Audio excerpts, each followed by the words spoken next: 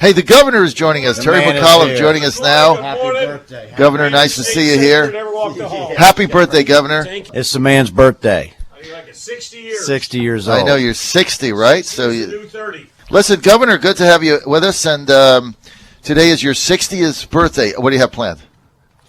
Just did a prayer meeting. We started the day with a bunch of legislators. They prayed over me, which is a great way to kick off the day. We've got family dinner tonight and about 25 meetings in the course between morning tonight, which is a standard operating procedure. But listen, I feel great. 60's the new 30. It's all how you feel, John. I tell you what, you look fabulous for Thank you. 60 I years got as much old. energy as I did. And had you read my New York Times best-selling book on my life, What a Party? What a Party? 60 years ago today, 6 weeks premature, pronounced dead 3 times. You were. They said the baby will never make it, and here I am 60 years later, still skinny as a rail, so I haven't gained any of that weight back. But boom, stronger than ever. You look like, he's 60 years old. You look pretty good for 60. Good man. Thank you. No question about it. Okay, let's get to some issues. Let's start with my favorite issue here in this cycle, the Ticketmaster Monopoly bill that's going to get to your desk. It would be very strange if you came down in favor of the resale monopolist Ticketmaster and Live Nation that basically are trying to screw people out of the ability to control their own tickets. Equal time at some point. When that comes to your desk, what are you going to do? Sign it in a nanosecond. Thank you. Always have it. Listen, my tickets, I want to sell them. I ought to be able to sell them. I've said this from day one. I am a capitalist, free market guy. Let it go. If it's a free market, then you should allow people to make a contract with their own vendors without the state interfering. Yeah, listen, if you want to sell your tickets, I'm all for selling your sports tickets. I don't care. You're right. I don't know where Senator Petersen got off on this whole thing. Normally we agree on this stuff. It'll become law. Good. Okay, I'm 100% for that. Okay. By the way, the governor has promised to come on our show every week, right? Once a week. Well, I saw you last night at the correspondence thing, and you said, well, I love your show. I love going on radio. When I was chairman of the National Party, I used to go on radio every single day. I love radio. So luckily, my communications director was next to me, and I said, why am I not going on, John, every day? So we compromised, and I said, I'll go once a week. Once a week. I'd love to do it. Good. Okay, Yeah. Done deal. Once a week. Let's get to the governor's race very quickly. Tom Perriello yesterday coming out against the Atlantic Coast Pipeline. Governor, I have been your biggest champion in applauding your effort in Virginia to get energy, get jobs, get pipelines, get things moving. Your candidate, Ralph Northam, hasn't taken a position on it. Yeah, I believe Ralph's with me. He wants very stringent environmental controls, which I do, of course. Listen, this is a huge job creator. Let's keep the politics out of it for a second. I remind everybody that we have 2,500 miles of pipelines today in Virginia. This is not the first one. And if we were not bringing it in, John, through this new pipeline, it would come in through train and truck, which I think is much more hazardous and much more dangerous. Right. This will give us some of the cheapest gas in the country. I'm trying to rebuild manufacturing, advanced manufacturing in rural parts of Virginia, in South Side and Southwest Virginia.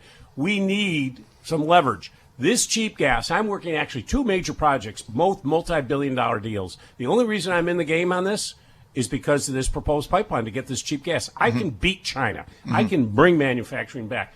The reason we can do it is through gas. So it's a job creator. It'll create thousands of jobs for the construction, about 1,300 permanent as we go forward on it. It's a job creator. It also allows us to do advanced manufacturing. It's protecting the environment. It's the most environmentally safe. But, listen, we're in a political season. But let me be one thing very clear.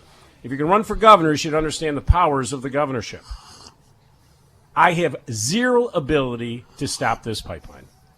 The only thing the governor would have a say on is an air or water permit. That is determined by statute from the General Assembly. If they file a permit that is in compliance with what the General Assembly has laid out, I can't deny that permit. I don't have the ability to call Dave Paller, the head of my Department of Environmental Quality, and say, hey, forget what the General Assembly said in the statute. Go ahead and put. You can't do that. That's against the law. So let's just put the politics aside.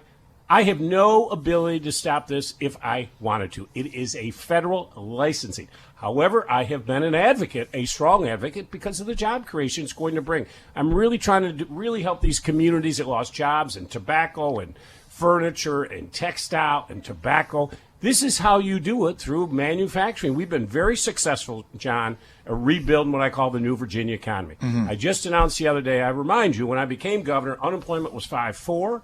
It is now 4-1.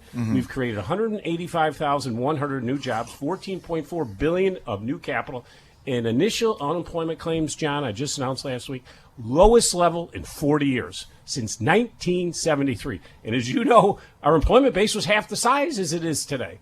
This is extraordinary. We got to keep it going, though, because we could have sequestration again this October. Right. We have a federal hiring freeze going on, which will be crippling to Northern Virginia and Hampton Roads. I don't know what's going to happen with Obamacare. If they just repeal without replace, it's going to cost me $200 million potentially each budget year. So we got big issues. So I'm not taking anything off the table, but I'm very proud of my record on renewable energy.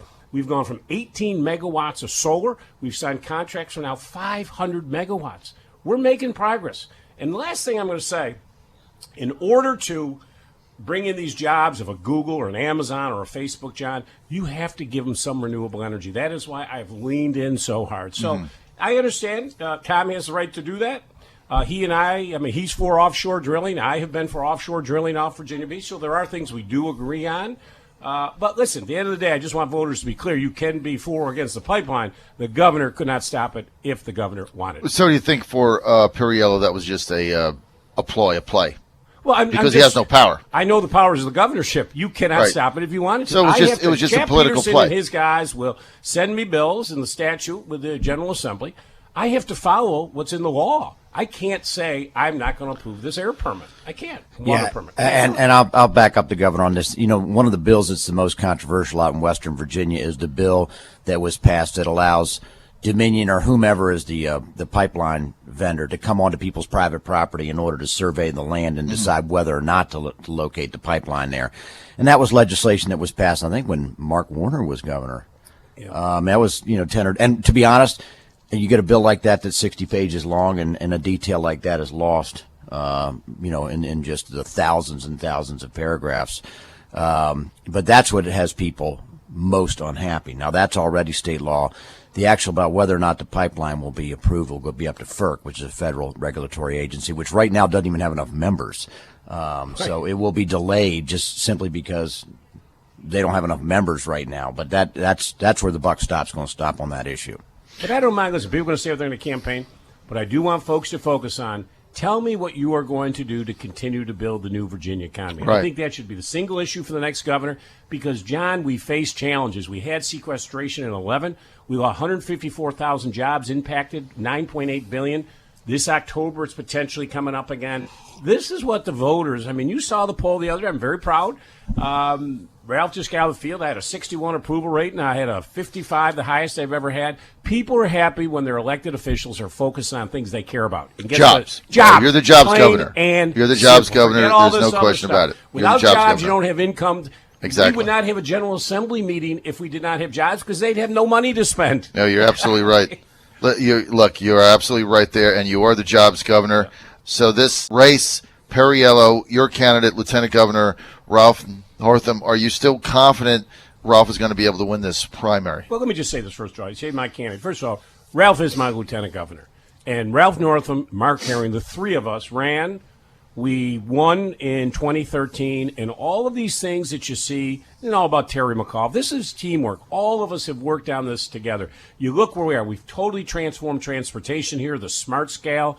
Look what we've done, John, on Hampton Roads on transportation in Northern Virginia, opening up our corridors. Look at what we've done on the economy. This has been a teamwork.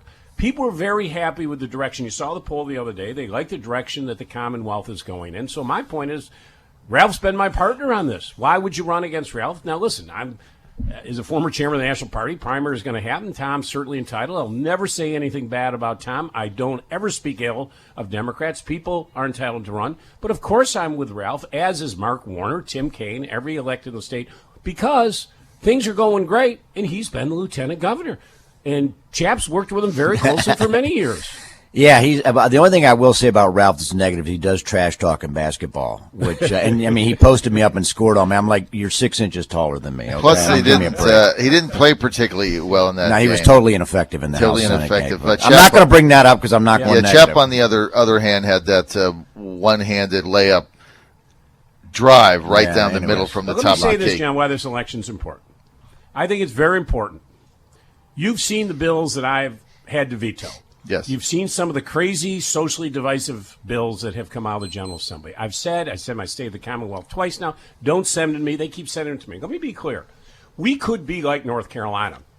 There was an HB2 bill introduced by Bob Marshall. We have some bills, a 20-week abortion bill, and these other bills. Let me be clear. You cannot grow and bring in the Amazons, the Googles, the Facebooks, the Apples if you have discriminatory policies in your state. It's just not going to happen. They can go anywhere they want. I was just in California meeting with these companies.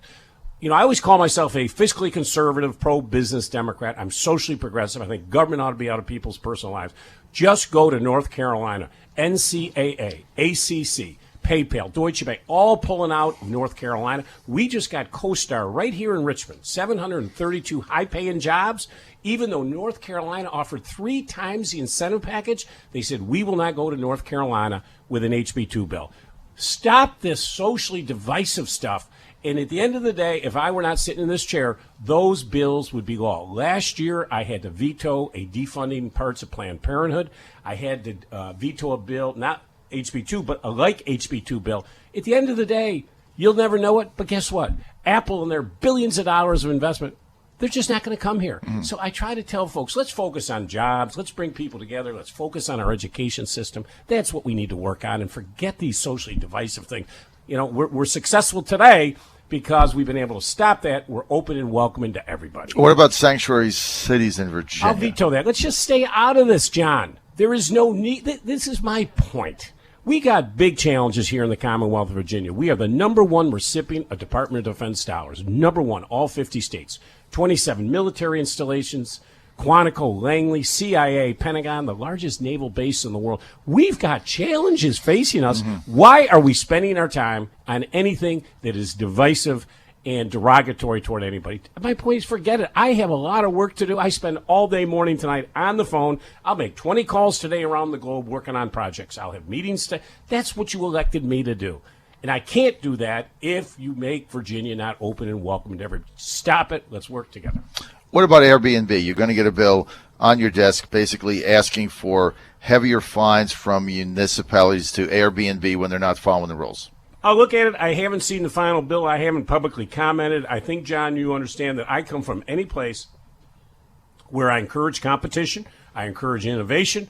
I supported Uber and innovative technologies. I am always going to come down on the side of innovation and competition. Competition makes you stronger. You know, I haven't seen the final details. I've been watching that. I'll look at it at the end of the day. But I want fairness. I mean, you know, you got to have a level playing field. But right. I'm always going to do what's going to make Virginia sort of leaning in on innovative new technologies. And listen, Airbnb has totally changed the landscape. Look what Uber has done. You know, I see my credit card, all these Uber. I am the happiest guy in the world to pay those. I mean, no one's drinking and driving anymore. Mm-hmm. They're all using Uber. You get in the back of an Uber car. It gets split up automatically between you 3 or 4 of your buddies. This is where we need to go. And, you know, we were out front here in Virginia, and they're very appreciative. We were out front on legislation for the states on Uber and some of these other, what I call these new disruptive technologies, which is what we have to have. Speaker Howell is going forward with a constitutional amendment in order to limit the powers of the governor in Virginia as it relates to regulatory issues. It's not going to affect you because it wouldn't even get on the ballot 2018, but you've been a very effective jobs governor.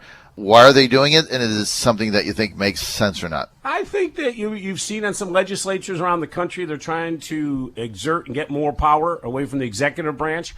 I would obviously oppose it. Listen, it doesn't affect me at all. It's 2 or 3 years down the road. I will be off into the sunset riding my horses, not breaking ribs anymore. But, you know, we ought to quit fooling around with our Constitution. Virginia, our system works great here.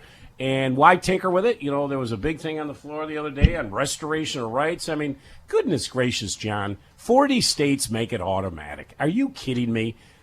I wanted to move Virginia to the 41st state. You would have thought I'd burn the Capitol down. 40 states, it's automatic. This is my point. Stop the foolishness and let's spend our time on things that make us productive. We have huge challenges. We've been on a slow recovery now for 7, 8 years. Yes. People are going to say it can't last much longer.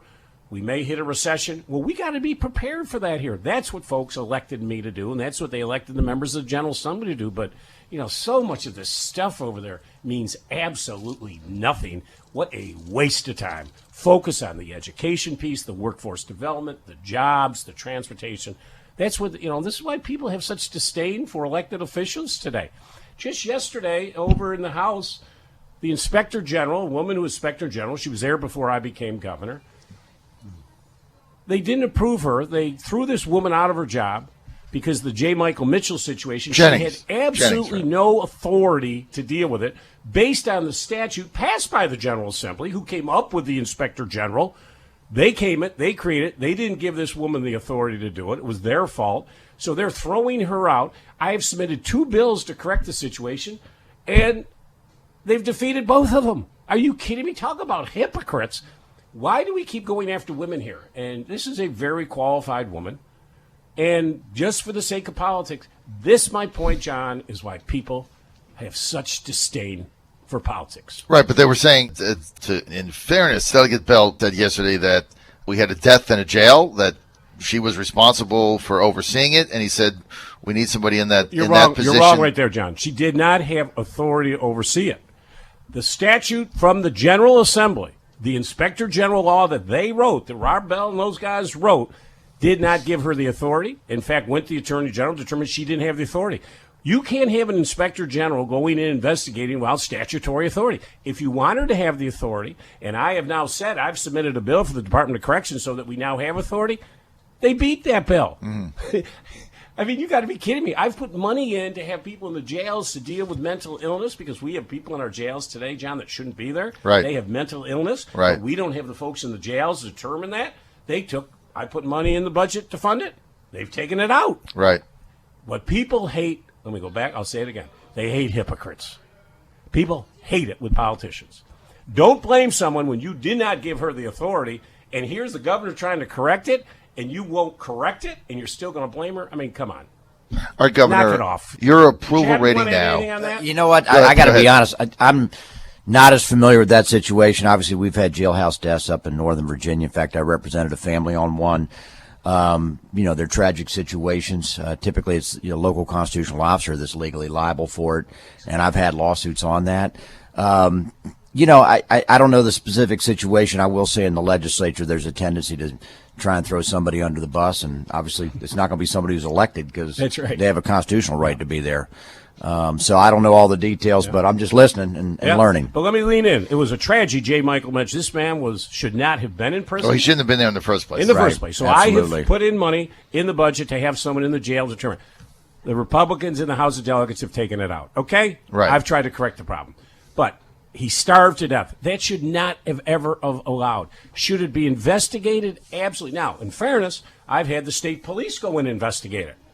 So the authority I have as governor, I've gone up, but don't blame someone who doesn't have the authority and doesn't have the authority because you wrote the statute and you wouldn't give the Inspector General the authority to do it. Come on, fair is fair. But to take this innocent woman and toss her under the bus. I just want to say what a great Senator Emmett Hanger is. Emmett, how you doing? When I say Dave Marston, who else just walked in too? Dave Marston is here. Emmett Hanger is here. Yes. I want you to know Emmett Hanger, my biggest supporter. He and I have done more 8-minute announcements together. Don't ruin his reelection chances. He just said to me the other day, I wish you could run again. But, I was just going to ask that question. Great segue. Your Thank you, approval rating, Senator Governor, Hanger. 55%. Now in Virginia, highest it's ever been. There's got to be a level of frustration here that you're going to be a one-term governor. Going forward, why does this make any sense for the Commonwealth? we're the only state that does it. Thank God. I could just say just let me speak for a moment because I've been here for a while. I love having a one-term governor. Okay, Why? I love the fact that you get somebody in new with energy, but they never run again. They're there for 4 years. They're focused for 4 years, and then we bring in somebody new. But once somebody's elected to the first term, they're focused on the second term. I like our system. I may be the last guy in this building that does, but I don't like that's it. my opinion. But let me Well, just ask you this, Governor, Yes, in sir. all candor. Is there a single thing that you would have done differently over this term that you've had if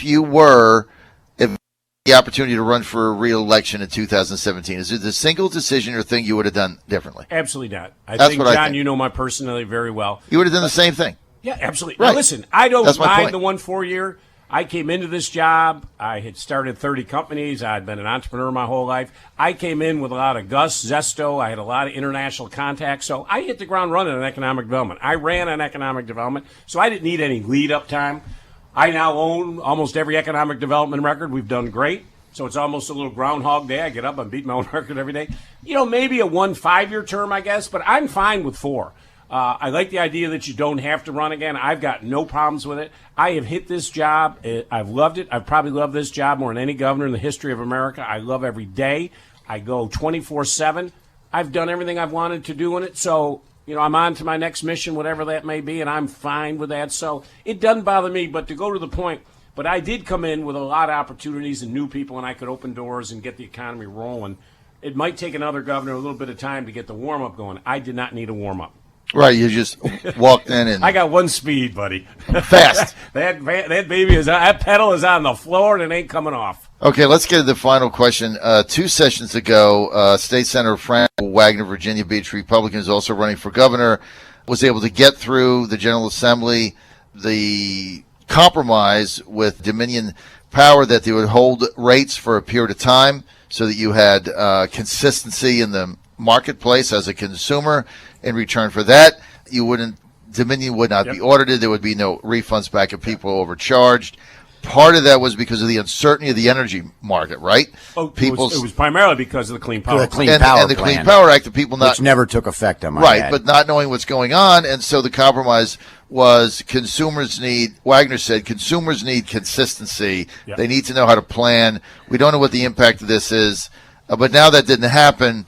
Chap Petersen trying to overturn that went nowhere. Weigh in on it, Governor. I support Chap Petersen on this. Oh, my God. Well, Thank you, Governor. Well, the reason we did this, let's be fair, was because of the Clean Power Plan and the increased costs that would come with the Clean Power Plan. Now, if the Clean Power Plan, from what I read and from what I hear from Washington, from President Trump and his new proposed EPA administrator, the Clean Power Plan is going to go away. Yeah, it's gone.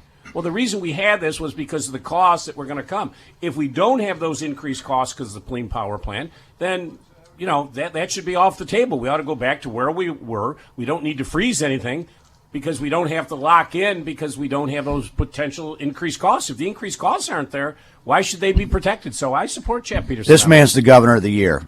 It's 2017. It's already been decided he's the governor of the year. But honestly, think You're about exactly it logically. right. Logically, if the Clean Power Plan is gone, now if you're going to tell me that Trump's office ain't going to keep it, that's a different issue. But I think we're pretty clear it's going to go away. If you don't have those costs, we froze it to protect those increased costs. If the increased costs aren't there, then the purpose of the legislation doesn't exist anymore. Okay, but so Wagner's position is, look, I worked this compromise out with the power companies, and I worked this compromise out, and whenever you work out a deal, you got to live by the deal because the exact opposite could happen. But he's saying the exact opposite could happen, where the Clean Power Plan Act came in and costs went up more, but Dominion was locked into a rate, and so was Appalachian Power. So he said, you make a deal, you make a deal. May I speak for just a moment? I want to thank the governor for taking the position he did. That's why we have a state corporation commission, so they can weigh all these factors. There's always uncertainty in the electricity market. We had a World War II when we had regulated electricity rates. We were fighting in Vietnam. There's always uncertainty, and those factors can be weighed by the state corporation commission. They can say, you know what? Maybe we'll give a little bit higher return on equity, or maybe we're going to scale it back. And they can look at these factors. That's what they're there for. We have professional people that's what they do for a living. So the governor's exactly correct. We passed that bill in 2015 based on the Clean Power Plan. It's in the preamble to the bill. The Clean Power Plan never took effect, and with Trump, it never will take effect. If folks want to, wait a few weeks or a few months, but the governor's exactly correct. The whole premise to that bill disappeared, and that was the premise. So I'm glad to hear the governor step up. But you still haven't answered Senator Wagner's position, which is we made a deal. No, we didn't make a deal. No, we didn't make a deal. Well, the folks with the power, the people with the... Well, you passed it. I voted against it, first of all. Yeah, but the General Assembly... Well, the General Assembly has passed a lot of bad legislation. And he's saying... that doesn't necessarily mean it makes any sense. Listen, John, we weighed in hard on this when it was coming down, and I knew where the votes were. I clearly could count votes. Now, we got Dominion to put up a lot of things of the things that I wanted on solar and others. So Right. they stepped up to the plate with a big amount of money to support some of our initiatives on renewable. But let us be clear. The crux of that entire deal, a deal is a bargain between two sides based upon a premise. The premise has gone away. Right. What Chap and I would like, and I'm sure Senator Marsden would agree with this, we want the cheapest energy we can possibly. The ratepayers are entitled to the lowest, most efficient rate that we can deliver to them. Absolutely. Barring external source. Those external events have now, I believe, gone away. So let's go back. We owe the ratepayers due diligence to get them the lowest possible rate that exists. So you Plain think it and should simple. go back to the table?